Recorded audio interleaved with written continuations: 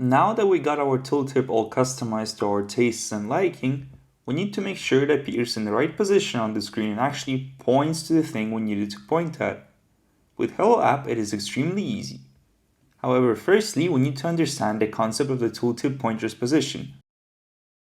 By default, the pointer position is adjusted according to the tooltip's position on the screen to make sure that it all fits.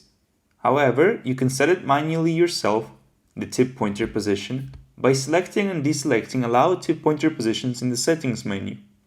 Specifying the place to which the tooltip should point to is very convenient with the help of the Click Select feature. To trigger it, click on the mouse icon in the Quick Details section and then click on any point on the screen to which you want the tooltip to point to. The tooltip itself will appear pointing to that specific point, and it will adjust itself based on the position on the screen to make sure that it fits and based on the allowed pointer positions that you have specified. Moreover, you can also preview different tip pointer positions in design time to make sure that the design and shape do not look awkward with regard to certain tip positions. For that, you would need Preview Pointer Position setting. Changing it will only affect the pointer's position in the preview window and not the final version. See you in the next video.